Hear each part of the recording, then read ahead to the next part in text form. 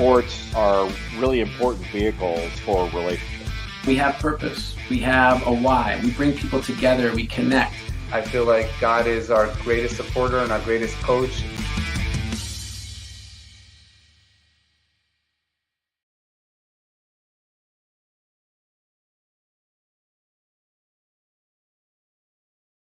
Year NBA veteran, NBA All-Star, 20-year professional basketball player, Washington State basketball player, author of 2 amazing books, First Standing Above the Crowd and Celebrating Your Gift of Life, a mental health advocate. We are so thrilled to be joined by James Donaldson. James, thanks for joining us today. How you doing?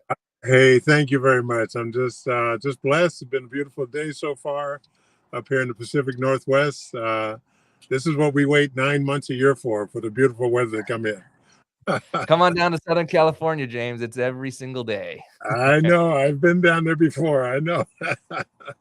So your journey is unbelievable. And actually, I followed your path as a kid through the NBA, but even more so, I saw the recent article about both the challenges and also the achievements that you achieved in your own life.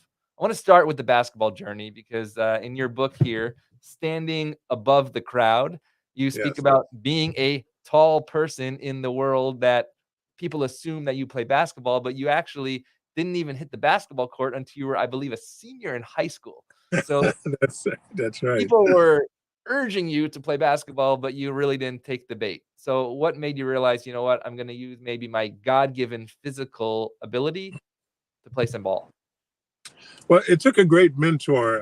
My old high school basketball coach, Chuck Calhoun, back at Sacramento, California, at Luther Burbank High School, who really saw in me the potential way before I saw it. I think he saw the potential in me the first day I stepped on the high school campus as a freshman. And, you know, the football coach was trying to get me to come out and play football. And I turned down the football coach. And then my junior year, Coach Calhoun, he said, well, if I come at him too hard, he'll probably just say no. And we'll never realize what potential there might be there. So he came at me real soft and with kid gloves. And he said, James, I know you don't want to play, but we would love for you to at least give it a try and see what it's going to be. And so my junior year, he talked me into coming out to practice every day. I didn't have to play any games. And this was probably my big hindrance was I was very introverted, very self-conscious about my height, my size, and everything else. Being a kid, you know, you're always being picked on or being pointed out, or, you know, kids can be cruel sometimes. And so I was always very reluctant to put myself in these awkward social situations. And heaven forbid, I mean, running up and down a basketball court in teeny tiny shorts and a tank top was not going to be something that was going to be very appealing to me. So Coach Calhoun had me come out and at least practice with the team every day as a junior in high school. And this was my first really experience with getting a basketball in my hands and starting to learn the basic fundamentals. We did the old George Mikan drills and throwing the ball off the wall, catching it, my quickness, reflexes, all these kind of things had to develop.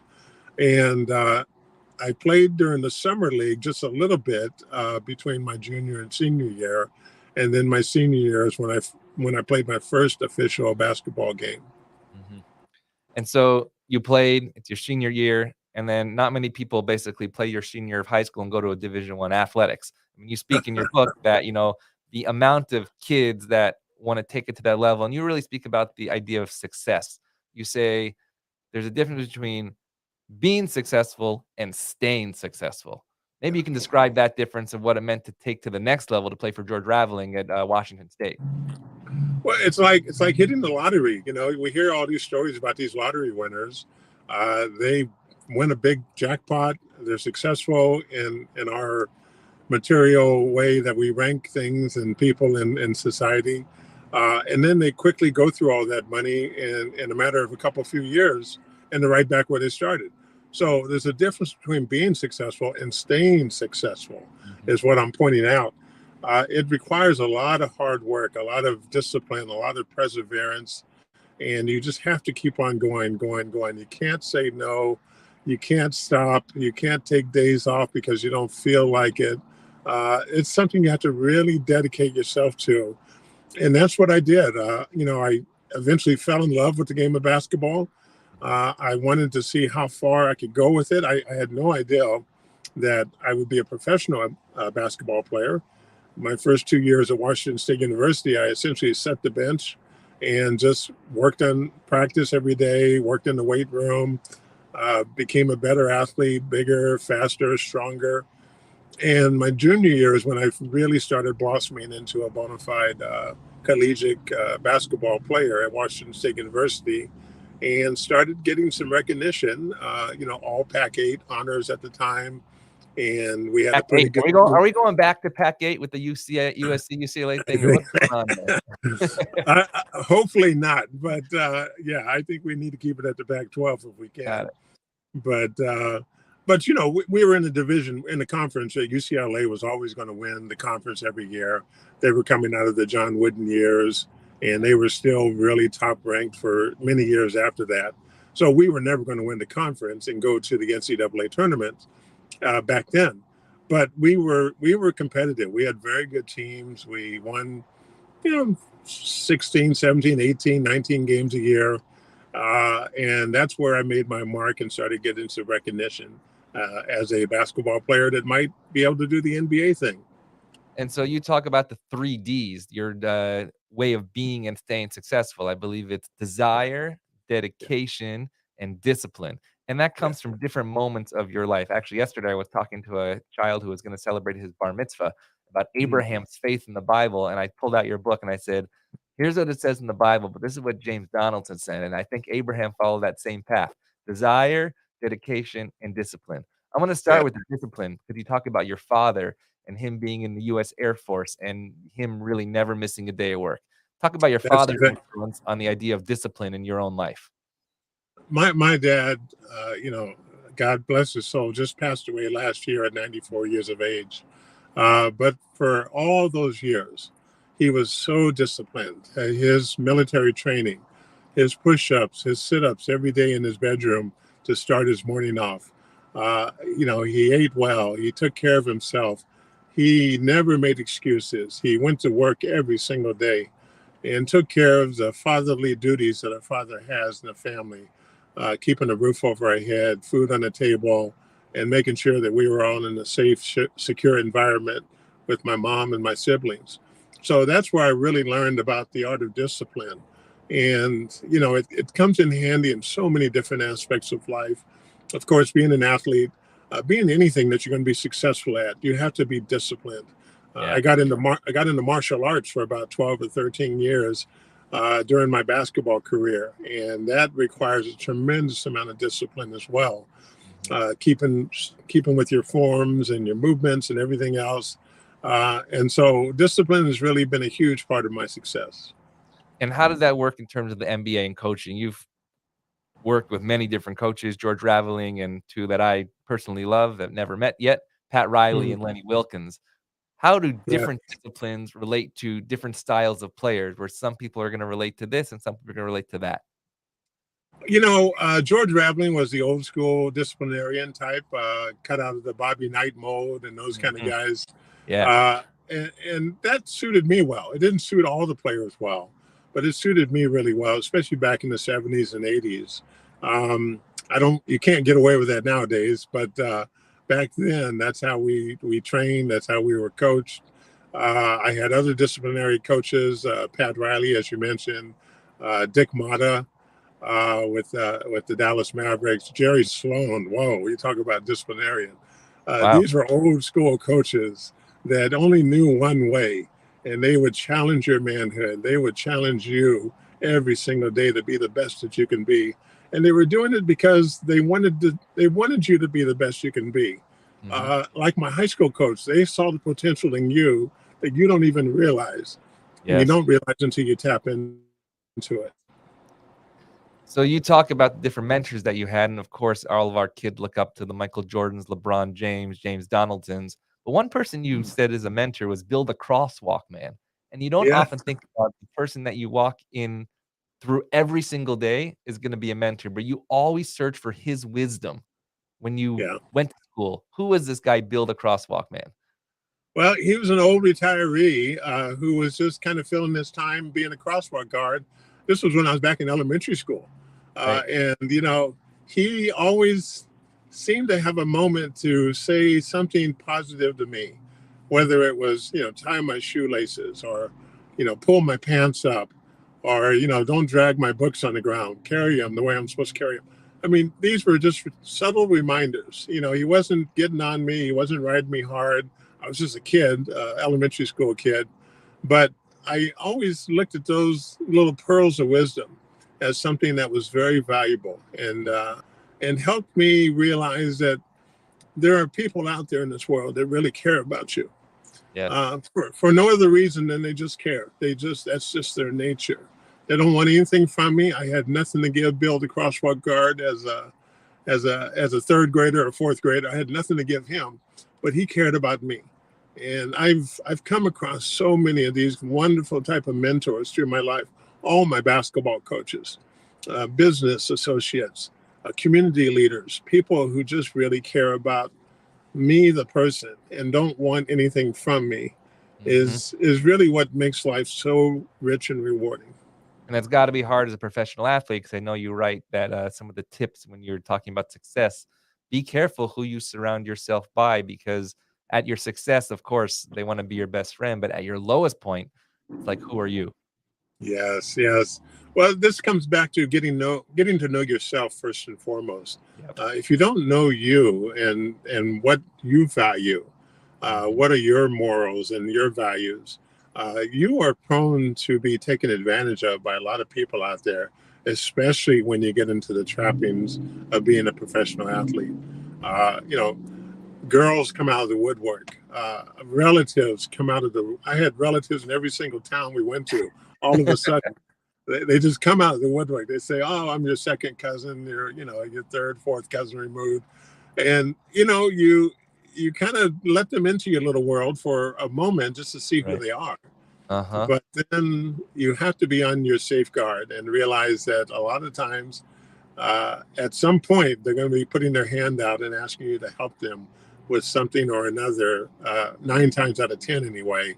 So you just have to be on guard. There's a great saying I've grown up knowing, especially when I started writing my books: notice what you notice.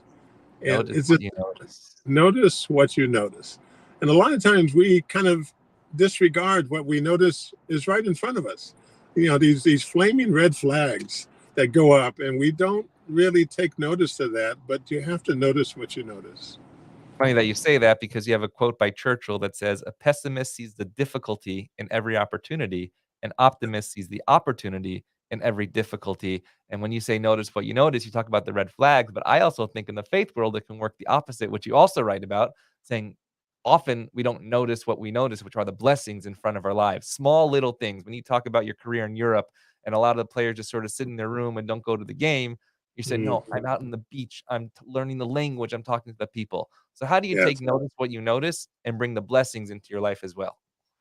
Well, I think if any of us have any faith, and my life is guided by faith. I've been a Christian ever since I was a little boy. My father was a very strong Christian man, very involved with the church. He did everything but pastor the church. He was the deacon, he was the usher, he was the treasurer, he was all kind of officials.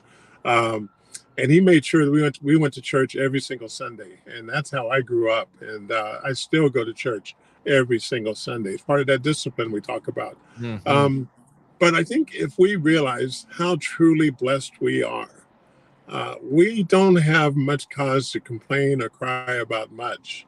All we have to do is look at countries around the world and Yeah. see, even in our crazy, chaotic country right now, we are still so much more blessed than they are, the other people in the other countries that don't nearly have the wonderful blessings, the wonderful advantages, the privileges that we have in this country. And I wish people could take advantage of that and start to realize that would probably calm down some of the divisiveness that's going on in this country, and realize that we are all in this together, and we could be a great role model for the rest of the world as well.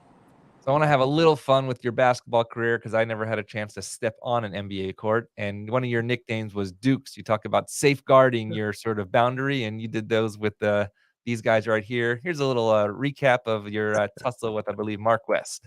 Oh, yeah. 32 now for Earl Blackman. West and Donaldson going at it. Here we go. Boy, they really are going at it. And they're both going to be ejected here, and they're still trading punches. Gilliam and Brad Davis. So James Donaldson, maybe just take us through when, even on the court, you got to protect yourself sometimes. You do it. And my job being a big, strong guy on the team, I had to protect the other guys too. Oh, so nice. True. Where were the guards? They're in the backcourt waiting for you. That's exactly. They didn't come jumping into melee. They stayed outside. But the big guys, that's the role that we played. We are the enforcers on the team. And, when the guard gets beat on the perimeter and his man's driving to the basket, we have to go pick that person up and make sure they don't just dunk the ball in the basket. So we got a lot of roles to play. But also, sports is a lot of physical prowess, intimidation. I was one of the biggest, strongest guys in the NBA at the time. And I could not. I learned that early on in my career, where I got leveled by Wes Unseld and Elvin Hayes during a game during my rookie year. And they just stared at me while I was flat on my back, writhing in pain. And they weren't even lending a hand to get me up off the ground, And I knew then, I said, well, if I tuck my tail and run, I'll never be able to get back on this court again. So I had to pick myself up and dust myself off and keep on going. And I went through a lot of those kind of battles. The bad boys in Detroit, McFilthy and McNasty, Rick Mahorn, Bill Lambier, so many guys, Artis Gilmore, big, strong guys, Mark West, like we saw here. Luckily, those punches didn't land solidly. Otherwise, one of us really, really would have gotten hurt. But you got to make your statement. You got to take your stand. And be able to show people that you're there to mean business and you can't back down. You just cannot do that. So that's on the court. But now let's talk about more of the serious aspects and more sacred moments of life. And that's the challenges that you went through. We turn off the TV on TNT and sort of check the box score, but we don't really know what's going on behind that camera, behind those lives. And you hit some difficult times in your life and those challenges. The first, of course, is your injury in Houston, when you decided to open up a physical therapy clinic. You opened many clinics, but even though, like you said in the book, you didn't have any substance abuse or anything like that, God did dealt you a difficult time. And some of those challenges, as you just said, you could have sort of just drifted away, but you didn't. And you really fought through. So maybe just take us through when you realized, like, oh my gosh, these were not the challenges that I signed up for. Yeah, well, I think it shows you just how little control we actually have. We all think we're in such great control of our lives and such great control of our destiny. But, each and every moment is unknown to us. Only God knows what that moment's going to be like, what tomorrow's going to yield. We don't know. And so here I was, just really enjoying the fruits of my labor in retirement after 20 years professional basketball. I'm 57 years old. I was in the picture of health. I was still in the weight room 5-6 days a week, still running and jogging 3 or 4 days a week, and just really on top of things. Had my thriving physical therapy business for all those years, still going strong. And then out of nowhere, I was out trying to play around the golf one morning with some friends of mine, and I just was feeling horrible. My back was killing me. I was sweating profusely. I felt nauseous. And so I just told the guys, hey, I don't feel good. I'm going to go and see my doctor and see what's going on. And luckily, that's the move I made instead of staying out there on the golf course, because if I would have fell out on the golf course, that would have been it. There was no saving me at that point. I made it to my doctor's office, and I fell out in his office right there in the reception area. And they did a quick scan on my heart and on my vital organs, determined there was a heart issue I was having, threw me in the ambulance and right into surgery for a 12-hour emergency open heart surgery for an aortic dissection. this is where your aorta and your blood vessels, we hear about aneurysms. It's very similar. Swelling and swelling and swelling to the point it's going to burst eventually. The diameter of my aorta was 5 times larger than it should have been, and right on the verge of bursting. And if it bursts, you've got about 10 heartbeats left, and that's it. Nobody could save you. So they went in there with emergency heart surgery and repaired that. And that began my downward spiral into the mental illness, mental challenges, the depression and anxiety. One, being flat on my back for a full year trying to recover. I wasn't able to really focus on my business anymore the way I had done for 28 years prior.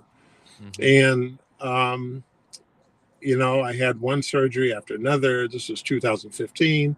Right. Another major surgery 2016, another one in 2018, another one in 2020. And so during that time, this is where life just throws you some curveballs you just can't hit. Yep. My wife walked out on our marriage. She took her son with her, my stepson. She took him with her, and they just disappeared one day when I was out of town for a weekend. And I came back to a big empty house. My mother had passed away during the same year, 2016. My business started having some financial challenges and difficulties. And here I am, still not full speed, not able to put in a day's work at the office, just having to just rest and take it easy as best I could. And so those things hit me, one after another, like a big shoe dropping on top of you. And eventually I ended up losing my business. I spent all of my NBA life savings trying to save my business, hundreds and hundreds of thousands of dollars I had saved up for retirement. And I spent it down to the last penny, trying to save the business. I felt an obligation to our 25 employees we had to keep it going as long as we possibly could. And I filed for bankruptcy eventually. My home that I lived in for 40 years went into foreclosure. I ended up losing that. I tell everybody, I lost everything but my life. And even that was just kind of barely hanging on by my fingertips not to take my life, because that's how far to the edge of suicide and despair that I was, right on the verge of taking my own life. I had lost everything else. And so this was a long, long process through 2018 of finally trying to get back on my feet, reaching out for help with medical professionals, a couple of my old coaches who I co-dedicate my Celebrating Your Gift of Life book to, Lenny Wilkins. Right here. Yep. Yeah, Lenny Wilkins and George Raveling. They were there like a pair of crutches, one on either side of me, just holding me up and telling me that, hey, we're not going to give up on you, and we don't want you to give up on you. They had known me. Yeah. And after that, you actually start with one of my favorite signs. Even though I walk through the valley of the shadow of death, I will fear no harm, for you are with me. And it's not only God, but it's actually your rod and your staff that comfort you. Lenny Wilkins, your friends, your family, your community, and now your ability to share your story is allowing us to not just be with you, but in fact to be aware of what exists. And I want to go to a clip that you shared, and when you were coming out of that heart surgery, you had a moment of godliness that we hear about, and this is what you said. After that, I had one of those experiences they talk about where you are kind of going towards the light, People who are on the verge of dying talk about this light that they see that they're going towards. And I was sitting in my hospital bed, a vision of me sitting there, and I had a vision of God up above me, looking over me, over my shoulder. And I'm leafing through this big picture book, big, huge pictures of all the things I'd done in my life up to this point. My friends, my growing up years, my college years, activities all around town. And I was flipping through this thing, and I'm about, a little more than halfway through, and I turned the page, and it was totally blank. And at that point, I knew I was a goner. So you had that moment that most people only hear about but don't experience. When did That's you right. realize, as you say in this chapter, God is so real to me, that there was actually a life to continue to live? Well, as I was flipping through that picture book, and as I mentioned, the page was totally blank. And the doctors told me, ironically enough, that at that point of my hospital stage, I was, right on the verge of life and death. Real critical. They didn't know if they'd save me. They didn't know if I'd pull through. And this is when I had that premonition. But as I turned the page, and I heard God's voice tell me, James, have faith. Turn the other page. It took a tremendous amount of strength for me to finally turn the page, because I was afraid that if it was blank as well, that would be it. I'd be passed on to the next world. And I finally summoned the strength to turn the page, and that page was blank too for a few moments. But then slowly but surely, some images started appearing on the page, and they became more and more vibrant, more and more filled in, more and more colorful. And I knew then that God was going to pull me through this. He kept me here for a reason. So that is such a tremendous testimony of not giving up and having faith. And when you have those moments of faith, how then do you speak to those who have also been through those situations? I want to play one more clip at the end of that speech when you talk about not today, but actually tomorrow, that what you live today is temporary, but what we have tomorrow is forever. A huge world out there of tens of millions of people a day in our country going through the exact same thing of despair and lack of hope. This is the difference I hope to make in their lives by sharing my story and letting them see that if they just hang in there a little bit longer, there is a tomorrow, and they'll be glad to see those glorious tomorrows. How do you give hope to somebody today that's listening right now, that there is despair now, but there's the hope for tomorrow? You have to just be as subtle and straightforward as you possibly can, because I'm not living their life. They're living their life. They are where I was, and I remind them that I was right there where they are, with a sense of hopelessness and a sense of there is no tomorrow. But by hanging in there and by making my way through with the help of my professionals and my small group of intimate friends, I was able to see a tomorrow. Even now, this is 3-4 years later, not a day goes by that I don't cherish each and every single day. And I'm here to see it. There's been hundreds of episodes throughout the last 4 years that I experienced. And I say, wow, if I had taken my life, I would not have been able to experience this. I would not have been able to see this for myself. And so this is what I'm trying to, encourage everybody else who's going through those difficult times. This is temporary.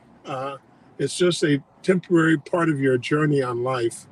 But you make it through there, and the next days will be so much brighter and so much better. Hang in there with all you have, and it's definitely worth it. And so one of those people that really influenced you was another Washington State, not basketball player, but football player that went a different way and did take his own life. And that was Tyler Hilsinky, the quarterback, just a couple of years ago. And when he took his own life, that almost became another godly moment to you, saying, no, we have to continue this idea for hope. Tell us about Tyler and how that impacted your journey today. Well, Tyler took his life in January 2018, right in the midst of the darkest part of my journey of darkness. I had gone to see my family doctor, and I read the news that Tyler took his life. And then I didn't know Tyler personally, but I know the campus of Washington State University very, very well, even 40 years later. It hasn't changed much as a college campus. All of a sudden, the newspaper reports were trying to tell Tyler's story. They were talking about how much he had to live for, how great a kid he was. They were talking about different parts of the Washington State University campus that I had frequented myself as a student, and many years throughout the years after I graduated. And it kind of shook me to a point where, wow, everyone is out there trying to tell Tyler's story, and he's not here to tell his own story. Mm-hmm. And it made me just doggedly determined to say, I'm going to make it through this so I can tell my story. I know a lot of people out there think they know me well and think they know me well enough to tell my story, but they don't know me as well as I know me. Yes. And now this is what I'm doing now, is telling my story. Mm-hmm. I can put it in books and I can do all these other things that I do, interviews and everything else, but nothing is real and as true as coming directly out of my mouth, the words that I'm saying, and telling my story. And that's what I want to encourage everybody who might be going through some mental health challenges out there to be able to hang in there and tell your own story, because there will come a point where those clouds of despair will lift up and the brightness and the sunshine will come back into your life. And you want to be here to see that. And you need to be here to see that. I love how in this book, Celebrating Your Gift of Life by James Donaldson, if you haven't gotten your copy, definitely go online and get that, or Standing Above the Crowd. But in your chapter of God is So Real to Me, you end each chapter with a reflection, really homework for the reader to do on their faith life, on their mental health life. And you say that, first of all, you ask, what evidence have you experienced of a higher power? But then you end this chapter with a prayer that I just want to read part of it. And a prayer, often people say, well, why didn't God answer my prayer? And it's not necessarily God answering our prayer, but it's God listening to the voices so that we in self can sometimes answer our own prayers. And you write, I need help, dear God. I am without hope. You are my last hope. Please help me to feel hope again. And then you conclude by saying, help me to become excited about that amazing day in my future when you will reveal the situation has all been part of your plan for me to become stronger and to help serve others. You've served a lot of people in your life. You went into the political realm, you went into the business realm.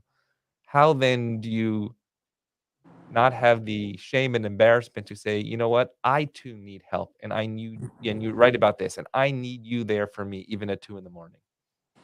Well, this is a lot of my work I do now, especially with men, trying to get us men to realize that it's okay to ask for help. So many of us growing up, little boys don't cry, or, just kind of dust your knee off. It'll be fine. This is how we raise our little boys, and they take that into manhood, and they still don't allow themselves to cry. They still don't allow themselves to reach out for help. And I want to show people, as a large, larger than life individual myself at 7'2", African-American man, that I cry and I reached out for help, and I still get emotional telling my story, but that's okay. I want people to see that I go through this still, and I can do it. They can do it as well. I hear from men all over the country who call me on one of my phone lines I have set up just for that purpose. And they want to talk to me about what I went through. They realize that they don't want to talk to their doctor. They don't want to talk to their spouse. They want to talk to me, because here I am, an athlete, and they remember watching me play and watching me be virtually indestructible as an athlete. Big, strong guy out there. And here I am sharing my emotions, sharing my fears about what I went through and how close I was to ending my own life. And many of them are at the same point in their lives. And so I work with them and back them off of that verge of suicide and try to get them the help that they need. So this is the work that I'm doing now. And there's still work to do in trying to destigmatize what mental illness is all about. But it's going to hit all of us, or most of us, at some point in life. 2 out of 5 people, 40% of us will experience some kind of mental challenge in our life. Mhm. After this pandemic, it's probably up to 3 out of 5 now. And Yep. that can be a challenge, such as losing a loved one. Mhm. We all expect to lose our parents, but God forbid we never expect to lose our child. Mhm. But those things happen, and we Mhm. have to be better prepared for those kind of things. It's actually interesting because the mental health space and the faith space used to be completely separate. And over these Mm, last few years, thank God they are actually coming a little more together. Right here at Sinai Temple in Los Angeles, just last year, we opened up the Sinai Temple Mental Health Center that you can yeah. have a deep faith, but also have doubt in your own life, in the challenges that you have. And you don't have to take that out of our sacred walls, but you can, in fact, bring that into your sacred walls and get help right here. We're proud to Mm, partner, and maybe hopefully during this year you'll be a visitor to our mental health center to share your stories, so that you can allow others to would, share their own stories of the words out of their mouth as well. And so we're really we're would proud of love that work. to. I'm visiting a behavioral health hospital today, and they want me to be one of their spokespersons for mental health, which I'm more than happy to be and more than happy to do. So that's where I'm on my way to after this interview. And I just look forward. I say in my book, I've dedicated the next chapter of my life, and I hope it's 2 or 3 more decades Mhm. of being that voice and that advocate for mental health awareness and suicide prevention. And so this book, Standing Above the Crowd, was written before these challenges. This book, Celebrating Your Gift of Life, was written during those challenges. And now I'm Uh, talking to you, I don't want to say after those challenges, but we all continue to have challenges. If yeah. you had those challenges before you wrote this book, Standing Above the Crowd, would this book be any different? I don't know if that book would have came about. Standing Above the Crowd. Standing Above the Crowd was kind of a perfect intersection of 20 years as a professional athlete, 20 years as a small business owner, 30 years as a community involved person. And all these things involve some success strategies of how to stay on track for 20 or 30 years of anything. And Mhm, it all came together at that point in my life. And I wanted to write about what those strategies were. And, I follow a lot of great speakers, motivational speakers. Stephen Covey was one of my favorites. Began with the end in mind and sharpen the saw and all these kind of things. Um, and so I really want to implement those kind of success strategies into standing above the crowd, because that's what I'm trying to get people to do. Life is full of all kind of adversities, and the little skirmishes that go about our daily life every single day, that so many times we get involved with, and we have to learn to stand above all of that. mhm. And it's different from standing out from the crowd. you Yes. know uh, you know remember back in the Monday Night Football, where the guy with the rainbow colored afro wig would put his wig on, and he'd be the center of attention for a moment because he Uh-huh. stood out from the crowd. But I want people to stand above the crowd with integrity and with strength and with value to themselves and everybody else out there, because that's how we make this life so much more worth living. Maybe it's celebrating your gift of life by standing above the crowd, right? It's a Ah, little combination of both, which I think you've done really but perfectly. Just want to ask a final question, because you said that right, you really stayed away from a lot of different, challenges, substance abuse, and all that thing. You were really the healthiest person around in the NBA, nutrition, and you were sort of like the doctor of the team almost. But one of the yes. things that you were addicted to was actually Sunday school, and you became very quickly a teacher.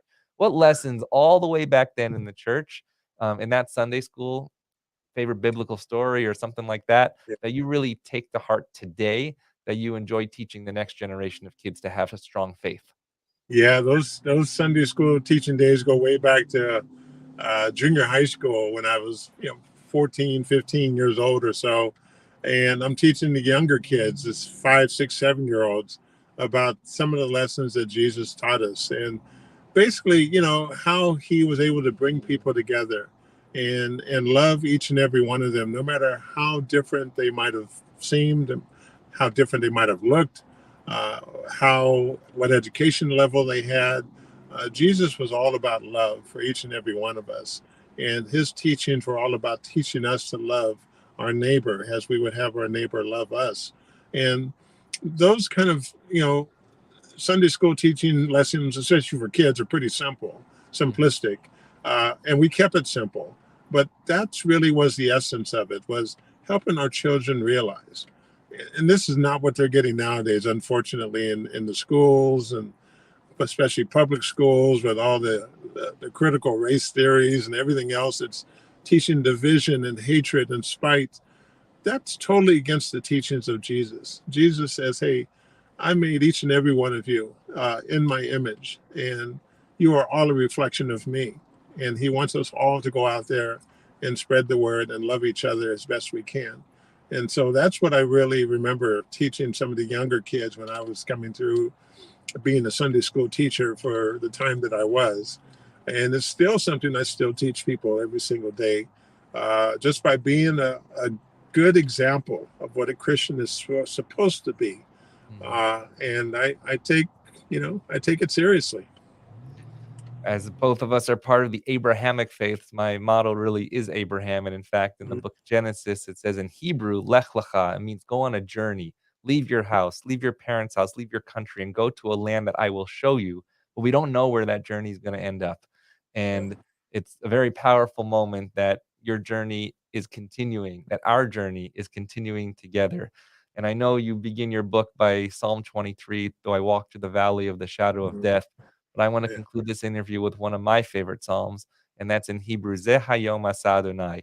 This is the day that God made. Nagila v'nismechavo. Let us rejoice in that moment. James, that's the lesson that I've learned from you, from your book, and I really look forward to you being a mentor in our community and, God willing, in person as well. Thank you so much. Yeah, I love that Psalm as well. My faith is stronger than ever. I look at my life now, and I think it is so much more rewarding now than all the material trappings I had as a professional athlete or as a business owner. I mean, I had the house, I had the car, I had money in the bank, I had everything set up that I'd worked so long and hard for. All that's gone now. And now the life I live now, because I'm able to really help people through this journey of life, and especially when they come across mental challenges and things that they need to get through and they can get through. This is the rewarding work that I do now. And I just pray God that, I can go at it for another 2 or 3 decades. He's blessed me with 65 years now. And I just say thank you. I've been blessed. Thank you. Well, God bless you, James, and our prayer for healing, physical and spiritual well-being to all of us in the years ahead. James Donaldson, 14-year NBA veteran, NBA All-Star, 20-year career, Washington State, author of 2 books, Standing Above the Crowd, celebrating your gift of life. James, an honor to have you on Rabbi on the Sidelines, and we look forward to seeing you soon. Have a blessed day. Thank you, Rabbi. Have a wonderful day. Okay, take care now. Bye-bye.